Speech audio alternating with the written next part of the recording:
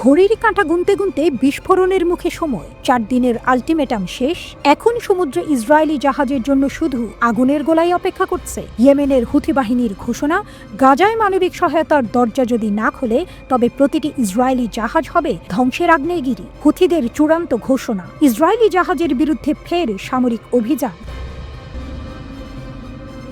মধ্যপ্রাচ্যে নতুন উত্তেজনা। ইসরায়েলি আগ্রাসনের বিরুদ্ধে এবার কঠোর পদক্ষেপ নিল ইয়েমেনের হুথি গোষ্ঠী। তারা স্পষ্ট জানিয়ে দিয়েছে, যদি গাজায় ত্রাণ প্রবেশের অনুমতি না দেয়া হয় তাহলে ইসরায়েলি জাহাজ রক্ষা পাবে না। একটি ডেডলাইন, একটি ঘোষণা এবং যুদ্ধের দামামা। হুথিরা ইসরায়েলকে 4 দিনে চূড়ান্ত সময়সীমা দিয়েছিল গাজার ক্রসিংগুলো পুনরায় খোলার জন্য, কিন্তু নির্ধারিত সময় শেষ হয়ে গেলেও ইসরায়েলের তরফ থেকে কোনো উদ্যোগ দেখা যায়নি। তাই এবার নিষেধাজ্ঞার চূড়ান্ত সিদ্ধান্ত নিল হুথি বিদ্রোহীরা। ইয়েমেনের সামরিক বাহিনী জানিয়েছে, লোহিত সাগর, আরব সাগর, বাব আল মান্দাব প্রণালী এবং এডেন উপসাগরে ইসরায়েলি জাহাজ চলাচল সম্পূর্ণ নিষিদ্ধ।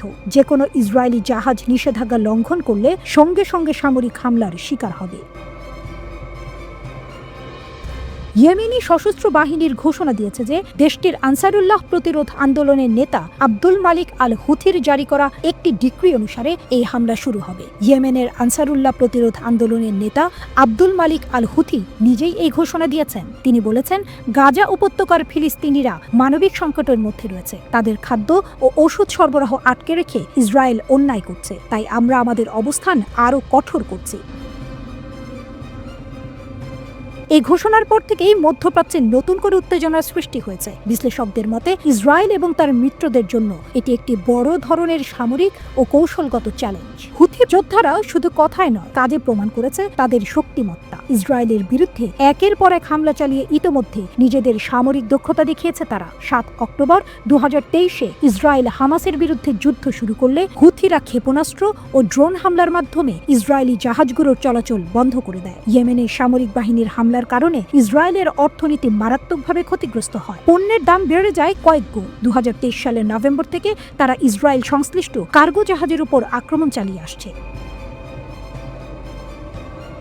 বিশ্লেষকদের মতে হুথিদের এই নিষেধাজ্ঞা বিশ্ব অর্থনীতিতেও বড় ধরনের প্রভাব ফেলতে পারে, কারণ লোহিত সাগর এবং বাব আল মান্দাব প্রণালী দিয়ে প্রতিদিন হাজার হাজার জাহাজ চলাচল করে। হুথি যোদ্ধারা তাদের সামরিক শক্তি সম্পর্কে আত্মবিশ্বাসী। তারা বলছে, আমরা আমাদের সিদ্ধান্তে অটল। গাজার নিরীহ জনগণকে বাঁচাতে যা করা প্রয়োজন আমরা তা করব। ইয়েমেনের সামরিক বাহিনীর অভিযোগ, তেল আবিব ইচ্ছা করেই গাজার ক্রসিংগুলো বন্ধ করে রেখেছে। এতে গাজার ফিলিস্তিনিরা আরো বেশি কষ্ট পাচ্ছে, কারণ দীর্ঘ 15 মাস ধরে ইসরায়েল যে যুদ্ধ চালাচ্ছে তা ফিলিস্তিনিদের জন্য এক ভয়াবহ গণহত্যার মতো। ইসরায়েল মনে করছে, গাজার উপর চাপ বাড়ালে হামাস বন্দীদের মুক্তি দিতে বাধ্য হবে, কিন্তু এতে সাধারণ ফিলিস্তিনিরাই সবচেয়ে বেশি বিপদে পড়ছে।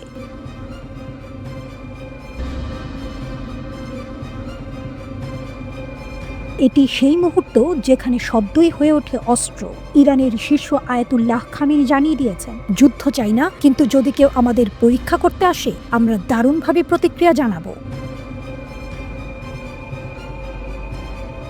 এটা এমন এক বাণী যা শত্রুদের কাঁপিয়ে দেয়। ইরান কি আসলেই মার্কিন যুক্তরাষ্ট্রকে চেকমেট দিতে যাচ্ছে? মার্কিন প্রেসিডেন্ট ডোনাল্ড ট্রাম্পকে সরাসরি চ্যালেঞ্জ দিয়ে খামেনি বলছেন, আমেরিকা যে সামরিক হুমকি দিচ্ছে তা অযৌক্তিক। ইরান এই কঠিন পরিস্থিতি মোকাবেলা করেছে।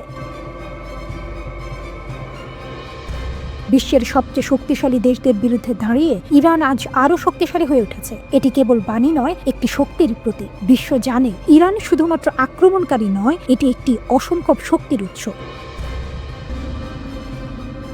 খামেনি পরিষ্কার জানিয়েছেন, পারমাণবিক ইস্যুতে তিনি জোর দিয়ে বলেন, তারা দাবি করে যে তারা ইরানকে পারমাণবিক অস্ত্র অর্জন করতে দেবে না। আমরা যদি পারমাণবিক অস্ত্র তৈরি করতে চাইতাম, আমেরিকা আমাদের থামাতে পারত না। আমাদের কাছে পারমাণবিক অস্ত্র নেই এবং আমরা সেগুলি খুঁজছি না, কারণ আমরা নিজেরাই সেগুলি চাই না।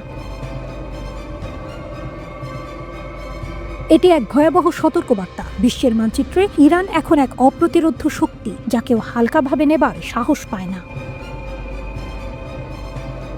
ট্রাম্পের চিঠি এসেছে, আলোচনা করতে চেয়েছিলেন, কিন্তু খামেনি বলেন, অতীতের চুক্তি আমেরিকা একতরফা ভেঙে ফেলেছিল, এবার আলোচনার সুযোগ নেই। অথচ সারা বিশ্ব জানে ইরান কখনো পিছিয়ে আসবে না। এই দৃঢ়তা, এই সংকল্প, এটি বিশ্বের শাসকদের শিহরণিত করে দেয়। আরেকটি চমকপ্রদ উক্তি, ইরান দুর্বল হয়নি, বরং গত 1 বছরে আরও শক্তিশালী হয়েছে। এই কথাই রয়েছে যে ইরান তার শত্রুদের অদূরদর্শী দৃষ্টিভঙ্গির বিপরীতে নিজের শক্তি প্রমাণ করেছে। শত্রু যখন আশা করেছিল ইরান হয়তো ভেঙে পড়বে, তখনই আরও শক্তিশালী হয়ে উঠেছে। এমনকি গুরুত্বপূর্ণ নেতাদের মৃত্যু সত্ত্বেও ইরান তার শক্তি বজায় রেখেছে। তারা কখনো পিছিয়ে যাবে না, এটি এখন স্পষ্ট। খামেনি বলেছেন যে ইরান গত বছর ধরে আরও শক্তিশালী হয়ে উঠেছে, যা তার শত্রুরা বিশ্বাস করতে পারেনি। আমাদের শত্রুদের অদূরদর্শী দৃষ্টিভঙ্গির বিপরীতে ইরান দুর্বল হয়নি, বরং গত বছরের তুলনায় আরও শক্তিশালী হয়েছে। তিনি জোর দিয়ে বলেন যে দেশের এখন এমন অনেক সক্ষমতা রয়েছে যা 1 বছর আগে ছিল না। পশ্চিমাদের জন্য ইরানের বার্তা, ইরান যুদ্ধ চায় না, তবে যদি কেউ শত্রুতা করে প্রতিক্রিয়া হবে নির্ণায়ক এবং অপ্রতিরোধ্য। বিশ্বকে চমকে দিচ্ছে ইরান। কেউ যদি মনে করে ইরান থেমে গেছে, তবে তার জন্য এটি বড় ভুল। ইরান যে জায়গায় একবার দাঁড়িয়েছিল, এখন তা আরও বেশি শক্তিশালী।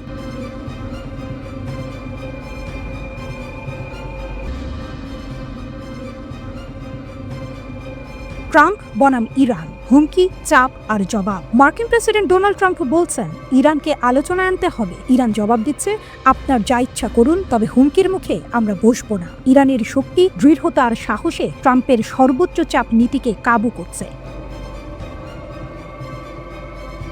ট্রাম্পের খেলাঘরে হুমকি। মার্কিন প্রেসিডেন্ট ডোনাল্ড ট্রাম্প গত সপ্তাহে ঘোষণা দিলেন ইরানকে 2টি পথে সামলানো যাবে। 1, সামরিক হামলা, 2, নতুন পরমাণু চুক্তি। তাদের পরিকল্পনায় ছিল ইরানের তেল রপ্তানি সম্পূর্ণ বন্ধ করা। তাদের আশা বৈশ্বিক অর্থনীতি থেকে ইরানকে বিচ্ছিন্ন করে ধ্বংস করা। কিন্তু ইরান বলল, আমরা কোনো হুমকির সামনে মাথা নোয়াবো না। ইরানের পাল্টা আঘাত। ইরানের প্রেসিডেন্ট মাসুদ পেজেশকিয়ান স্পষ্ট ভাষায় বললেন, তারা আমাদেরকে আদেশ দেয়, হুমকি দেয়, এটা আমাদের কাছে একেবারে অগ্রহণযোগ্য। আমি এমনকি আপনার সঙ্গে আলোচনায়ও বসবো না। এই কথায় একমাত্র বার্তা ছিল ইরান কোনোভাবেই বেঁকে যাবে না। এখানেই টুইস্ট আসে। আয়াতুল্লাহ আলী খামেনি, ইরানের সর্বোচ্চ ধর্মীয় নেতা, আগেই ঘোষণা করে ফেলেছিলেন হুমকি ধামকি দিয়ে তেহরানকে আলোচনার টেবিলে বসানো যাবে না। নতুন একটি পরমাণু চুক্তি নিয়ে আলোচনায় বসতে ইরানকে চিঠি পাঠানো হয়েছে। ট্রাম্প এটা বলার একদিন পর খামেনি এই মন্তব্য করেছিলেন, বলেছে বার্তা সংস্থা রয়টার্স। এই 2 কণ্ঠের মিলেই ইরান তার শক্তির প্রতীক হয়ে দাঁড়িয়েছে। ইরানের সামরিক শক্তি ও কৌশল। ইরান শুধু কথায় নয়, কাজেও শক্তিতে অগ্রগণ্য।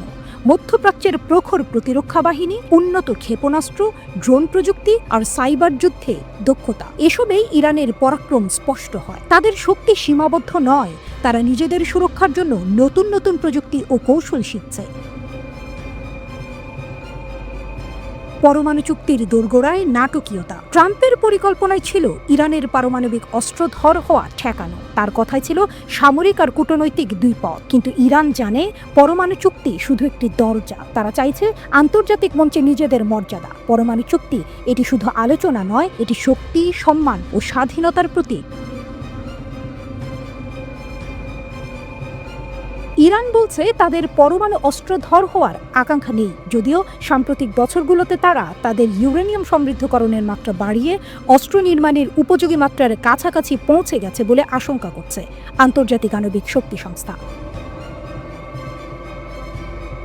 2017 থেকে 2021 সালের প্রথম মেয়াদে ট্রাম্পই যুক্তরাষ্ট্রকে ইরান পারমাণবিক চুক্তি নামে খ্যাত joint comprehensive plan of action JCPOA থেকে বের করে আনেন। ওই চুক্তিতে নিষেধাজ্ঞায় ছাড় দেওয়ার বিনিময়ে ইরানের পারমাণবিক কর্মসূচির ওপর নানান বিধিনিষেধ আরোপ করা হয়েছিল।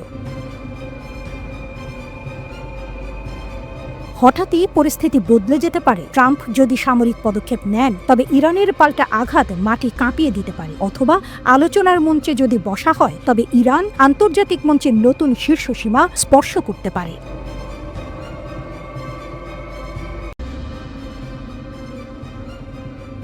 একটা বোতামের চাপ, মুহূর্তেই বিকল হয়ে যাবে যুদ্ধ বিমান। ভাবুন তো, যুদ্ধের ময়দানে হঠাৎ করে আপনার সবচেয়ে শক্তিশালী অস্ত্র অচল হয়ে গেল। শত্রুপক্ষের হামলা সামনে, কিন্তু প্রতিরোধের কোনো উপায় নেই। জার্মানি যা দাবি করেছে তা যদি সত্যি হয় তাহলে পুরো ইউরোপ বিপদে। মার্কিন F-35 যুদ্ধ বিমানে কি এমনই এক কিল সুইচ আছে যা আমেরিকা যখন চাবে তখনই ইউরোপের যুদ্ধ বিমান বন্ধ করে দিতে পারবে? গোটা ইউরোপে হইচই, আতঙ্ক ছড়িয়ে পড়েছে জার্মানি, যুক্তরাজ্য সহ 13টি দেশে। এটা কি আসলেই সত্যি নাকি শুধুই এক ষড়যন্ত্র তত্ত্ব?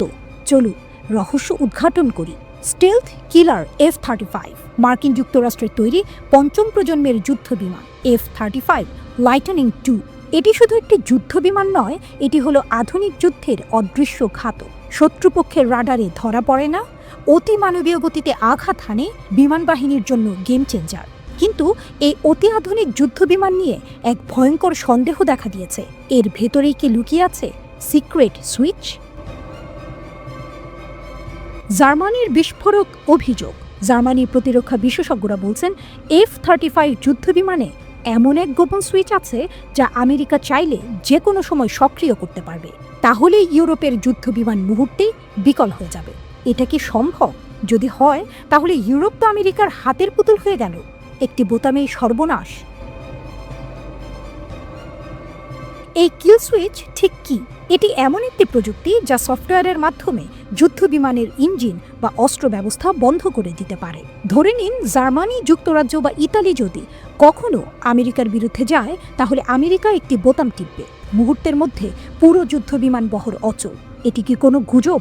বলেছেন জার্মানির সামরিক প্রযুক্তি সংস্থার একজন শীর্ষ কর্মকর্তা। ইউরোপ আতঙ্কে কেন? 13টি ইউরোপীয় দেশ আমেরিকার কাছ থেকে F-35 যুদ্ধ বিমান কেনার চুক্তি করেছে। জার্মানি 35টি F-35 কিনতে $8 বিলিয়ন বিনিয়োগ করেছে।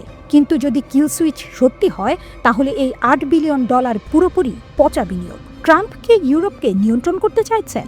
আমেরিকা কি গোপনে নিজের আধিপত্য বজায় রাখার জন্য F-35-এ ফাঁদ পেতে রেখেছে? সম্প্রতি ইউক্রেনের জন্য সামরিক সাহায্য বন্ধ করার ঘোষণা করেছিল ট্রাম্প সরকার। তার আগে দুদেশের মধ্যে খনিজ চুক্তি স্থগিত হয়। এরপরই একটি রিপোর্টে উঠে আসে যে ইউক্রেনের হাতে থাকা মার্কিন F-16 যুদ্ধ বিমানগুলো ইউক্রেনে কাজ করা বন্ধ করে দিয়েছে। এরপরই উদ্বেগ তৈরি হয় রাজনৈতিক উদ্দেশ্যে বাস্তবায়নের জন্য ইউক্রেনের মতো অন্য দেশেও কঠোর পদক্ষেপ নিতে পারেন ট্রাম্প। যখন তখন ইউরোপের বিভিন্ন দেশের হাতে থাকা যুদ্ধ বিমানগুলো নিষ্ক্রিয় করে দিতে পারেন তিনি। পরে জানা যায় রাডার সিস্টেমের জন্য কাজ করা বন্ধ করেছিল F-16 যুদ্ধ বিমানগুলো। তবে নিজেদের কিল সুইচ দাবি থেকে পিছু হটেনি জার্মানি। জার্মানির অস্ত্র প্রস্তুতকারক সংস্থা হেনসোল্টের যোগাযোগ বিভাগের প্রধান ওয়াকিম স্ট্রানজোফার সংবাদ মাধ্যমকে বলেছেন F-35 এর কিল সুইচ কিন্তু কোনো গুজব নয়।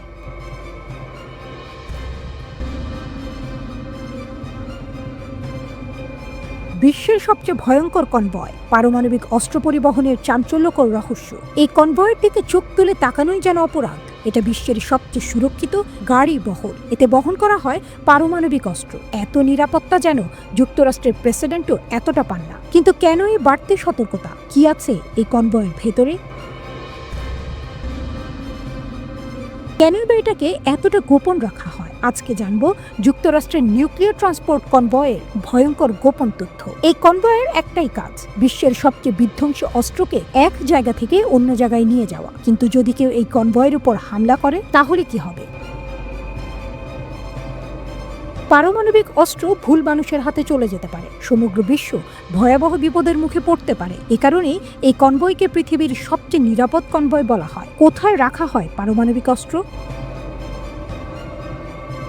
বিশ্বে 12,515টি পারমাণবিক অস্ত্র রয়েছে। এর 41% রয়েছে যুক্তরাষ্ট্রের দখলে। সক্রিয় পারমাণবিক অস্ত্র রাখা হয় বিমান বাহিনীর ঘাঁটিতে, নৌবাহিনীর যুদ্ধজাহাজে, ভয়ঙ্কর সাবমেরিনের গভীরে। কিন্তু বাকি হাজার হাজার নিউক্লিয়ার অস্ত্র সংরক্ষণ করে রাখা হয় মার্কিন মাটিতে। এগুলো ছড়িয়ে রাখা হয় নির্দিষ্ট জায়গায় কঠোর গোপনীয়তায়। কেন? যেন শত্রুপক্ষ হামলা চালিয়ে একবারেই সব ধ্বংস করতে না পারে। কিন্তু পারমাণবিক অস্ত্র স্থানান্তর করতে হয় কেন? বড় এক প্রশ্ন। উত্তর রক্ষণাবেক্ষণের জন্য। এই ভয়ঙ্কর অস্ত্র ব্যবহারের জন্য নয়, বরং নিরাপদে রাখার জন্য নিয়মিত পরীক্ষা করা হয়। পারমাণবিক অস্ত্রের মেশিনের যান্ত্রিক অংশে মরিচা ধরে যেতে পারে। ভেতরের ইউরেনিয়াম ও প্লুটোনিয়াম পরীক্ষা করা জরুরি। এই কাজ করতে পারমাণবিক অস্ত্রকে কেন্দ্রীয় কোনো ল্যাবে নিয়ে যাওয়া হয়। আর তখনই শুরু হয় বিশ্বের সবচেয়ে গোপন মিশন। নিরাপত্তার অবিশ্বাস্য ব্যবস্থা। যুক্তরাষ্ট্রে পারমাণবিক অস্ত্র রক্ষার জন্য আলাদা একটি সংস্থা আছে, national nuclear security administration NNSA। কিন্তু সবচেয়ে বড় চ্যালেঞ্জ হয় যখন এই অস্ত্রগুলো রাস্তায় বের করা হয়। এখন প্রশ্ন, কিভাবে এই মারাত্মক অস্ত্র পরিবহন করা হয়? এই কনভয় সাধারণ রাস্তায় চলে, কিন্তু কেউ বুঝতেও পারে না। কনভয়ের আগে পেছনে থাকে পুলিশের গাড়ি, মাঝখানে থাকে সিক্রেট ট্রাক যা পারমাণবিক অস্ত্র বহন করে, চারদিকে সশস্ত্র সামরিক যান। এই সামরিক যানগুলো বুলেট প্রুফের চেয়েও শক্তিশালী। এগুলোকে বলা হয় বিয়ার ক্যাপ্ট, সুরক্ষার স্তর। প্রতিটি গাড়িতে থাকে 4 থেকে 6 জন ফেডারেল এজেন্ট। এরা সবাই সুপার ট্রেন্ড কমান্ডো, সাথে সাথে লাখ লাখ রাউন্ড গুলি। যদি কেউ আক্রমণ করে, সাথে সাথে পাল্টা আঘাত করবে এজেন্টরা। প্রয়োজনে আসবে ব্যাকআপ ফোর্স। অভেদ্য ট্রাক, যে ট্রাকে পারমাণবিক অস্ত্র বহন করা হয়, তা বিশেষ ধরনের স্টিল দিয়ে তৈরি। এটাকে কোনো বিশেষ যন্ত্র দিয়ে কাটা যায় না, ড্রিল মেশিনেও এই বডির উপর কাজ করে না। দুর্ঘটনা হলেও ট্রাকের গঠন ভাঙবে না। এভাবেই বিশ্বের সবচেয়ে ভয়ঙ্কর অস্ত্র নিরাপদে এক জায়গা থেকে আরেক জায়গায় পৌঁছে দেওয়া হয়।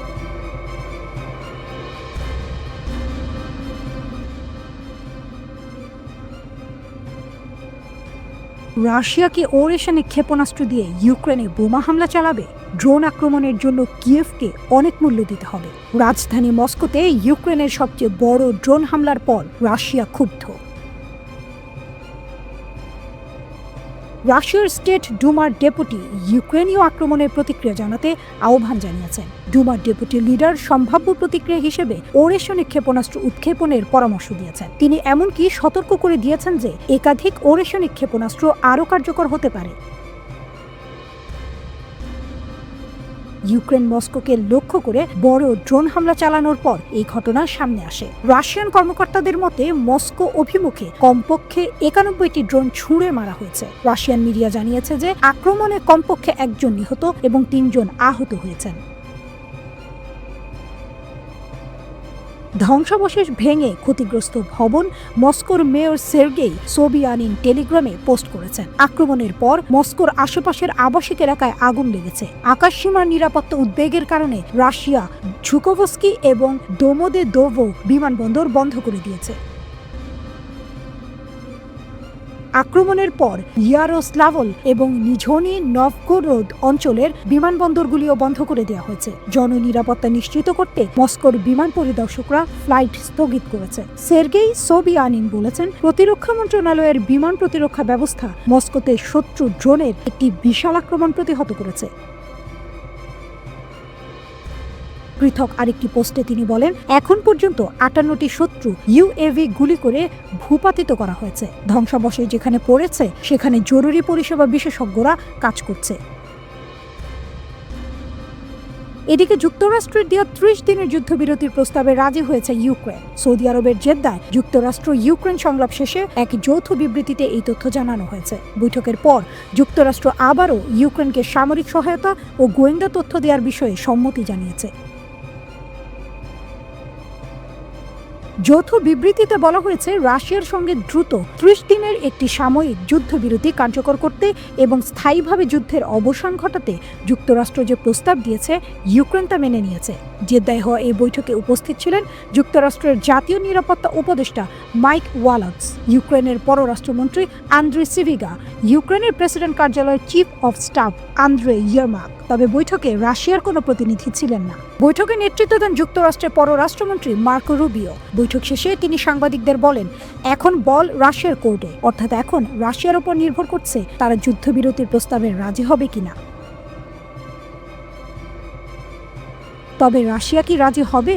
মার্কো রুবিও আশা করছেন রাশিয়া যুদ্ধবিরতিতে সম্মত হবে। তবে তিনি বলেন, যদি রাশিয়া রাজি না হয় তাহলে বোঝা যাবে শান্তি প্রতিষ্ঠায় কি বাধা আছে। মার্কো রুবিও জানিয়েছেন, ইউক্রেনের প্রেসিডেন্ট ভলোদিমির জেলেনস্কি শুধু সমুদ্র ও আকাশপথে আংশিক যুদ্ধবিরতির প্রস্তাব দিয়েছেন, কিন্তু যুক্তরাষ্ট্র চায় সম্পূর্ণভাবে গোলাগুলি বন্ধ হোক।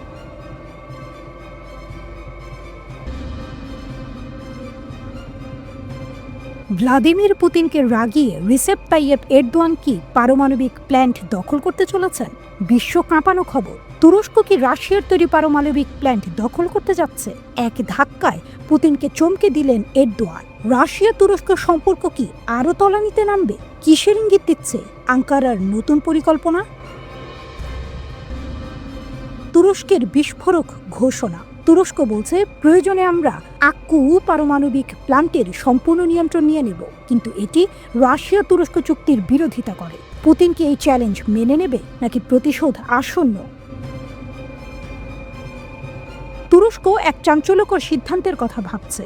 তারা রাশিয়া নির্মিত পারমাণবিক প্ল্যান্ট জোর করে দখল করার পরিকল্পনা করছে। আমেরিকা রাশিয়ার মধ্যে যখন সৌদি আরবে আলোচনা চলছিল, তখনই জেলেনস্কিকে আতিথ্য দেয় তুরস্ক। আর এরপরই হলো এই বিস্ফোরক খবর। তুরস্ক জানিয়েছে, জাতীয় নিরাপত্তা ও অর্থনৈতিক স্বার্থের কথা বিবেচনা করে প্রয়োজনে তারা রাশিয়ার তৈরি আক্কু পারমাণবিক বিদ্যুৎ কেন্দ্রের নিয়ন্ত্রণ নিতে পারে। তুরস্কের জ্বালানি মন্ত্রী আলপারসলান বাইরাক্তার জানিয়েছেন, 2010 সালের তুরস্ক রাশিয়া চুক্তির একটি আইনি ধারা অনুযায়ী সংকটের সময় তুরস্ক এই বিদ্যুৎ কেন্দ্রের নিয়ন্ত্রণ নিতে পারে। এই বিদ্যুৎ কেন্দ্রটি রাশিয়ার রাষ্ট্রীয় প্রতিষ্ঠান রোসাটম পরিচালনা করছে। 2025 সালের শেষ নাগাদ এটি সম্পূর্ণ চালু হবে। তখন এটি তুরস্কের মোট বিদ্যুৎ চাহিদার 10% সরবরাহ করবে। এই ঘোষণা এমন এক সময় এসেছে যখন বিশ্ব জুড়ে ভূ রাজনৈতিক উত্তেজনা তুঙ্গে। একদিকে মার্কিন রাশিয়া আলোচনার সময় তুরস্ক ইউক্রেনের প্রেসিডেন্ট জেলেনস্কিকে আতিথ্য দিয়েছে। অন্যদিকে ইরানের পারমাণবিক স্থাপনায় ইসরায়েলের হামলার পরিকল্পনার খবরও ছড়িয়ে পড়েছে। প্ল্যান্টের শক্তি কতটা ভয়ঙ্কর? 4টি বিশেষ চুল্লি, 4800 মেগাওয়াট বিদ্যুৎ উৎপাদন ক্ষমতা, তুরস্কের 10% বিদ্যুৎ সরবরাহ করবে। এই বছরের মধ্যেই সম্পূর্ণ কার্যকর হবে। এত বড় পারমাণবিক প্ল্যান্ট তুরস্কের হাতে গেলে কি হবে? রাশিয়ার জন্য ধাক্কা। চীনের সাথে নতুন চুক্তি। তুরস্কের এই পদক্ষেপে রাশিয়া ভীষণ বিরক্ত হতে পারে। তবে এখানেই শেষ নয়। তুরস্ক মূলত সিমেন্স এনার্জির সঙ্গে স্বাক্ষরিত চুক্তির আওতায় কিছু সরঞ্জাম আমদানি করার কথা ছিল, কিন্তু ভূ রাজনৈতিক উত্তেজনার কারণে তারা এখন চীনের সাথে নতুন চুক্তি করেছে। নতুন সরবরাহ চুক্তি অনুযায়ী চীন থেকে ধাপে ধাপে সরঞ্জাম আনা হচ্ছে এবং আক্কুইউতে ইনস্টল করা হচ্ছে। রাশিয়ার প্রতিক্রিয়া কি হবে? রুশ প্রশাসন এখনও আনুষ্ঠানিকভাবে কিছু বলেনি, তবে বিশেষজ্ঞরা বলছেন পুতিন চুপ করে থাকবেন না।